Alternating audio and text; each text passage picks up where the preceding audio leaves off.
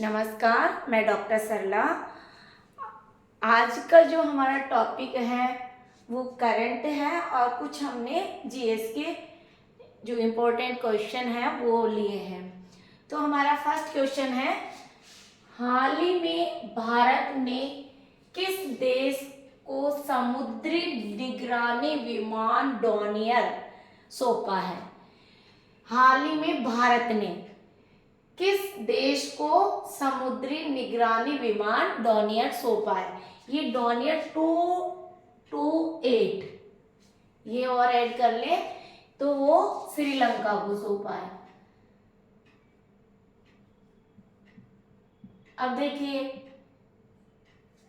इसके बाद हम ये बात करें कि श्रीलंका की जो कैपिटल है वो कोलंबो है ना? तो कोलंबो को सौंपा है।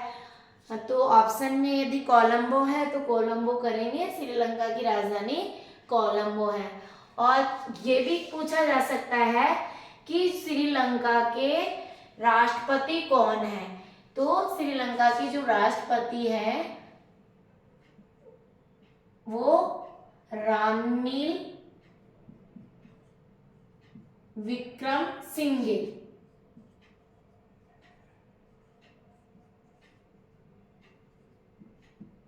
ये श्रीलंका के राष्ट्रपति हैं। सेकंड क्वेश्चन हमारा है, T20 क्रिकेट में अर्धशतक लगाने वाले दूसरे सबसे युवा भारतीय कौन बने? अब देखिए, यहाँ ध्यान रखना है, यदि फर्स्ट पूछे तो फर्स्ट ध्यान रखना है और सेकंड पूछे तो सेकंड। तो यहाँ हमारा पूछा गया है सेकंड, तो सेकंड का तिलक वर्मा, तिलक वर्मा। और यदि फर्स्ट पूछ ले तो प्रथम कौन थे? रोहित शर्मा, रोहित शर्मा, जिनको हैट्रिक मैन भी कहा जाता है, हैट्रिक मैन, हैट्रिक मैन भी कहा जाता है। क्लियर? रोहित शर्मा प्रथम थे और सेकंड नंबर पे कौन थे? तिलक वर्मा, T20 क्रिकेट में अर्धशतक लगाने वाले बल्लेबाज। क्लियर? नेक्स्ट क्वेश्चन हमारा है, पुस्तकालय महोत्सव 2023 कहाँ आयोजित किया गया था? तो जो पुस्तकालय महोत्सव है वो नई दिल्ली में आयोजित किया गया था।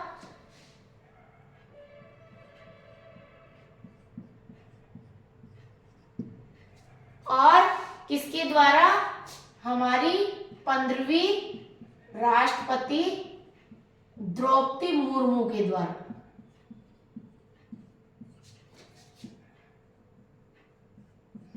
अब देखिए, इनका जो पुस्तकालय महोत्सव आयोजित किया गया था, उसका जो उद्देश्य था वो डिजिटलीकरण और पुस्तक के विकास के लिए ये कार्य किया गया था। कहाँ पे आयोजित किया गया था?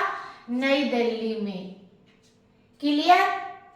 नेक्स्ट हमारा क्वेश्चन है, श्रीलंका को पहले किस नाम से जाना जाता था? पहले किस नाम से जाना जाता था? तो सिलोन नाम से जाना जाता। सिलोन किस नाम से जाना जाता था? सिलोन के नाम से जाना जाता है। अब वो क्वेश्चन पूछ सकते हैं, श्रीलंका के प्रधानमंत्री कौन है? प्रधानमंत्री कौन है? दिनेश गुणवर्धन है, दिनेश गुणवर्धन है। देखिए, क्वेश्चन हम जहां से ले रहे हैं उसका थोड़ा आसपास से हम पढ़ लेते हैं तो हमारा क्वेश्चन कभी भी गलत नहीं जाएगा। नेक्स्ट हमारा क्वेश्चन है, साधु सीताराम दास का जन्म कहाँ हुआ था? साधु सीताराम बहुत ही अच्छे स्वतंत्रता सेनानी थे। इनका किसान आंदोलन में बहुत बड़ा योगदान रहा है। तो इनका साधु सीताराम दास का जो जन्म है 1883 में बिजोलिया, जो भीलवाड़ा में आता है, ओके, यहाँ इनका जन्म हुआ था और 1897 में बिजोलिया किसान आंदोलन हुआ, उसमें इनका महत्वपूर्ण योगदान रहा है। 1915 में विजय सिंह पथिक की इन्होंने कमान संभाली थी, इसलिए बहुत ही चर्चित व्यक्ति हैं साधु सीताराम दास, जिनका जन्म कहाँ हुआ था? बिजोलिया भीलवाड़ा में। नेक्स्ट हमारा क्वेश्चन है, मध्य प्रदेश में 64 योगिनी मंदिर किस जिले में है? तो मध्य प्रदेश के मुरैना जिले में। कहाँ पड़ता है? एमपी में मुरैना डिस्ट्रिक्ट है, वहां पर 64 योगिनी मंदिर। अब देखिए, ये पट्टकम यानी महादेव जी का मंदिर है। 64 योगिनी किसका मंदिर है? महादेव जी का मंदिर है। ओके, नेक्स्ट क्वेश्चन हमारा है, निकारागुआ में अगले भारतीय दूत के रूप में किसे नियुक्त किया गया है? यहाँ कॉन्सेप्ट है निकारागुआ। निकारागुआ है वो मध्य अमेरिकी राष्ट्र है, मध्य अमेरिकी राष्ट्र है निकारागुआ। और ये पूछा गया है, यहाँ क्वेश्चन क्या पूछा गया है? निकारागुआ में अगले भारतीय दूत के रूप में किसे नियुक्त किया गया है? तो सुमित सेठी को भारतीय दूत के रूप में नियुक्त किया गया है, सुमित सेठी को। नेक्स्ट हमारा क्वेश्चन है, शेख फेजी किसके दरबार में थे? ये भी अच्छा क्वेश्चन है। ये अकबर के 9 रत्नों में एक ये भी थे, शेख फेजी। तो ये शेख फेजी किसके दरबार में थे? अकबर के दरबार में।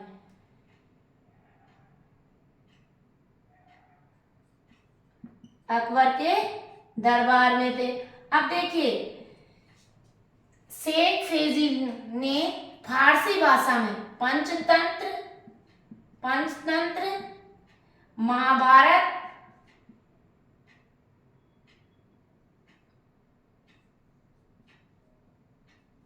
और रामायण, इन तीनों का फारसी भाषा में अनुवाद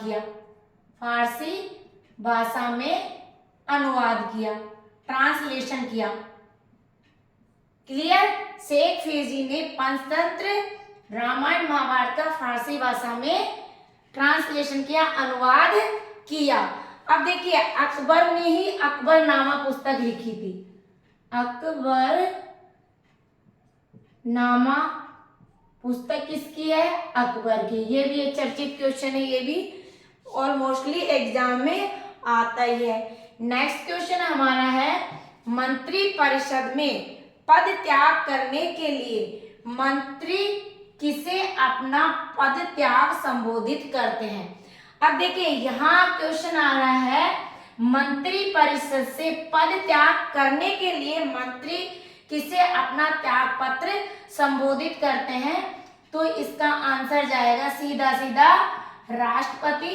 अब देखिए, हमारे यहाँ इंडिया में डेमोक्रेसी है और डेमोक्रेसी की बहुत बड़ी खूबसूरत जो परिभाषा दी है अब्राहम लिंकन ने, कि जनता के द्वारा जनता के लिए चुना गया शासन ही क्या है?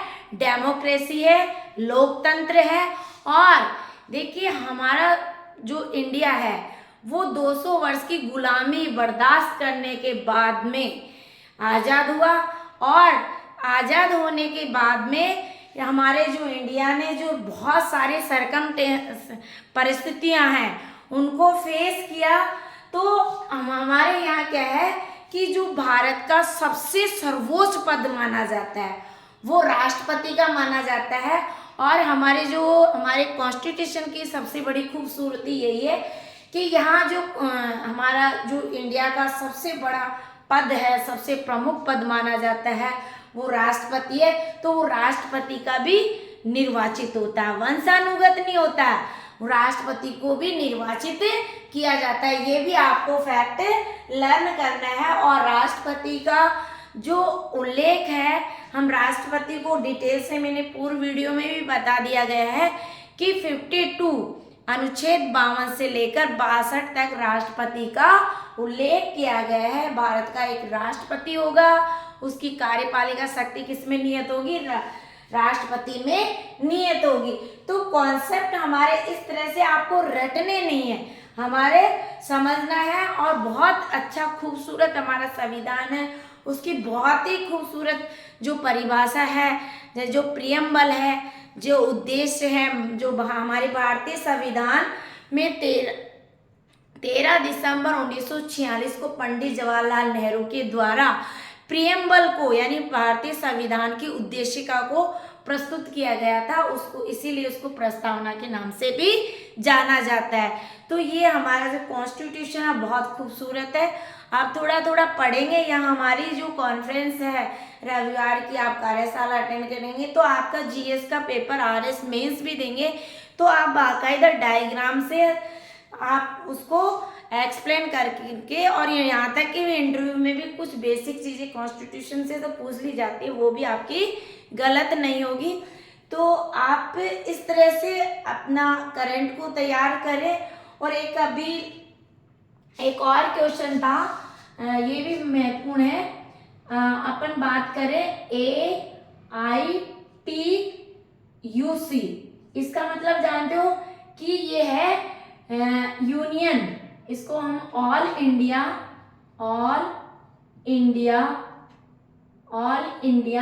यूनियन ट्रेंड, है ना, all India union trend Congress के प्रथम अध्यक्ष कौन थे? तो सीधा सीधा पूछा जाता है AITUC के अध्यक्ष, मतलब all India trend union Congress के अध्यक्ष कौन थे? तो लाला लाजपत राय थे, लाला लाजपत राय। और लाला लाजपत राय 31 अक्टूबर 1920 में अखिल भारतीय ट्रेड यूनियन कांग्रेस के अध्यक्ष बने थे। ये भी डेटा आपको लर्न करना है। और एक लेटर थी कि जो केरल की अम्बा है, उन्होंने उनका अभी हाल ही में डेथ हुआ है, तो वो बहुत ही मतलब एक कहते हैं ना 96 की उम्र में उन्होंने एजुकेशन ली, और उसके बाद में भी मतलब सबसे वृद्ध, और उन्होंने एजुकेशन पे मिशन चलाया, और उनको 2020 में नारी शक्ति पुरस्कार भी दिया गया था। तो इस तरह से आप क्वेश्चन लर्न करें। और देखिए निकारागुआ है, वो हम बात करें श्रीलंका और मैक्सिको के मध्य स्थित है, ये भी आप ध्यान रखें। तो इसी के साथ आपको मेरा क्रांतिकारी जय भीम, और प्लीज़ आपको अच्छा लगे तो शेयर करें, क्योंकि हम सब्जेक्ट वाइज से करंट का तो हमारा डेली क्लास होगी, बाकी हम सब्जेक्ट पे भी काम करेंगे। और आप जुड़े, अधिक संख्या में जुड़े, और उनको भी जोड़े, जिससे हमें बहुत अच्छा लगेगा।